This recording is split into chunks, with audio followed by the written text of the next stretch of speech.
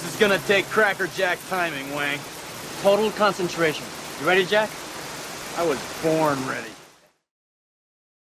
Welcome back to the channel. This is Wes, and it's time for the Viewer's Choice comic book review this week. We had Atlantis Attacks, Web of Venom, Good Son, and Ghostbusters Years 1 all up for the vote, and the viewers chose Web of Venom, Good Son. And thank God they did, because I really didn't want to review Atlantis Attacks. Web of Venom is a companion series to Venom that kind of fleshes out some of the storylines that are on the peripheral of the series that maybe Donny Cates isn't actually addressing in the main Venom storyline. For me, they've been mostly missed, with a couple exceptions. This one is written by Zac Thompson. Not a huge fan of his, to be honest. Neves is on the pencils, Oren Jr. is on the inks. This picks up directly after Venom 22, when we learn Dylan kept a piece of Norman Osborn's Carnage symbiote from Absolute Carnage. He's currently staying with Normie Osborn and his parents Harry and Liz, while Eddie is on Venom Island. I don't recommend this comic. It does flesh Dylan out a bit in his current situation, but Web of Venom, Good Son is not really high quality on any level, from art to writing to execution. Like I mentioned earlier, Diogenes is on pencils, Oren Jr. is on inks. Now, I don't expect Ryan Stegman or even Ivan Coelho level visuals on this comic book, but Neves and Jr. really fall short of both artists in this comic book. One of the big negatives about the visuals in this comic is there's no real consistency in the characters' faces. Normie Osborn goes from looking 12 to 35 in the span of one page at one point. It's really off-putting and hurts the reading experience. But the worst part are the character expressions. Both Dylan and Normie Osborn look like full-fledged serial killers multiple times, and it never matches the dialogue. It's just really weird stuff. Is this comic really supposed to feel like the origins to natural-born killers? A lot of times I talk about synergy between the artists and the writers. In this comic, there really isn't much of any synergy at all. The visuals from Neves and Jr. just don't match up with the writing from Zac Thompson. I get that it's probably supposed to be foreshadowing, but this is like 9 shadowing. They go from normal-looking kids to absolute serial killers in the span of 2 seconds. It's really jarring. Now, the good news is there are a couple of visuals that are supposed to hit big, and they do, especially when we finally get a look at Null in this comic book. Unfortunately, the majority of the art is average or subpar in my opinion, and I'll rate the art 2.5 out of 5. As far as Zac Thompson's characterization, Dylan's really been fleshed out pretty well in Donny Cates' Venom and Absolute Carnage series. He's an emotional kid, mostly doing the right thing in extraordinary circumstances, who also happens to have the ability to destroy symbiotes with his mind due to who his father is. But Thompson just writes him as a complete psychopath in this one. There's no progression from the normal kid who's kind of scared and trying to do the right thing into this absolute psychotic kid that feels like he's a serial killer that's going straight for the Charles Manson route. I get that he's under the influence of Null. We certainly learn that at the end of the comic book. But he goes batshit crazy far too fast for my taste. The other character that gets a lot of progression, of course, is Normie Osborn, who's had a lot less characterization in Venom and Absolute Carnage. Of course, Normie was kind of a Carnage symbiote himself at the end of Dan Slott's Spider-Man run when they did the Red Goblin story arc. And he comes off really crazy as well here.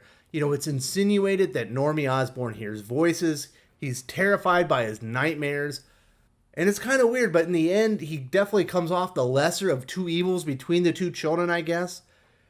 At one point, Dylan and Normie sneak out, and Normie feels borderline infatuated with Dylan. I almost thought maybe he was going to tell him he loved him, or maybe try and kiss him or something like that. But then, within a span of like a half a page, he's completely frightened of Dylan and thinks he might kill him. It's really jarring. It's not very well executed. The pacing's off. There's no subtle progression. There's no hinting at changes. It's just, there's nothing happening. Something, boom. Like I said, it's just really jarring how fast these characters turn on a dime in this comic book. Also at the end, Normie becomes really jealous of Dylan and his relationship with his mother Liz, but Zac Thompson doesn't really flesh that out either. It kind of just happens. The last bit of characterization I want to talk about real quick is Harry and Liz Osborn. They're basically holding Normie Osborn hostage in their house. He's not allowed to leave. They've fit him with a tracker. This is full-on child abuse, and serious child abuse at that. It was really strange, but I get the feeling writer Zac Thompson doesn't really consider them the bad guys in this. He doesn't, outside of Normie being held hostage by his parents, they don't really do anything bad. They don't say anything bad. So like I said, I think Thompson thinks they're being like loving parents in there. It's really strange. I don't like the characterization much in this comic book at all. I'll give it 2 out of 5. The plot itself is really basic. Dylan is staying with the Osborns, who are holding their son hostage, like I just talked about. He uses his piece of Carnage symbiote to steal a key card from Harry Osborn and free Normie. They sneak out, and Dylan starts wielding Norman Osborn's symbiote, possessing a raccoon, threatening to possess a man with it at one point, making Normie fear for his life. And then at one point, Dylan does try to kill him, for calling him crazy.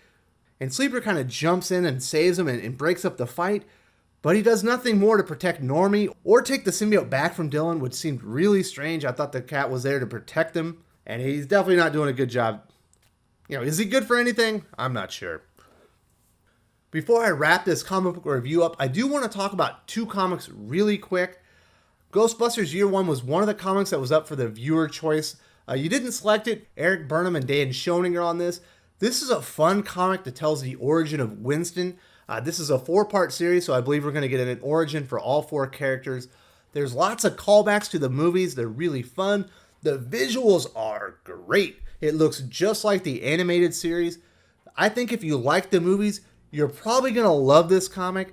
And if you like the real Ghostbusters animated series, I'm almost certain you're going to really dig this. This comic is good, but not great. I give it 3.5 out of 5 and a solid recommend. It's a lot of fun for Ghostbusters fans.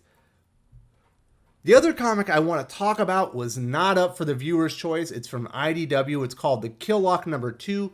It's from writer-artist Livio Ramondelli. He's done a lot of work on Transformers in the past. It's about 4 robots given a death sentence that have to work together to survive. The art in this comic book is absolutely stellar. The robot designs by Ramondelli, as you might expect from his work on Transformers, are really cool. I love them. He does a great job with the art in this book. And the characters are really good too. They all have very unique personalities. They have really tragic backstories. And Livio gives them a great unifying reason to work together besides just not dying. This is a 4 or a 4.5 out of 5. I highly recommend. It's one of the best indies I've discovered recently. To wrap up, Web of Venom, Good Son.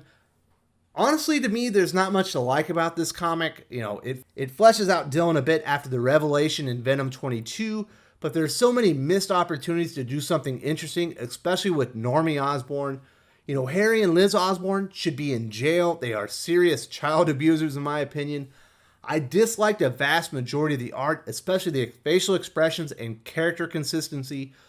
But Null is coming. This is certainly foreshadowing that. And he has control of Dylan for now. And Sleeper is apparently completely worthless. I will score Web of Venom, Good Son, 2.5 out of 5 overall.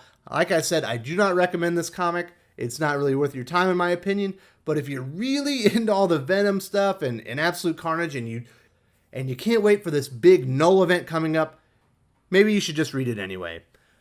For next week's viewer choice, the options are going to be Ben Percy's Weapon Plus, World War IV, Kelly Thompson's Captain Marvel The End, Detective Comics Annual Number 3, which features one of my favorite up-and-coming artists, Sumit Kumar, and Clash of Kings Number 1 for fans of Game of Thrones.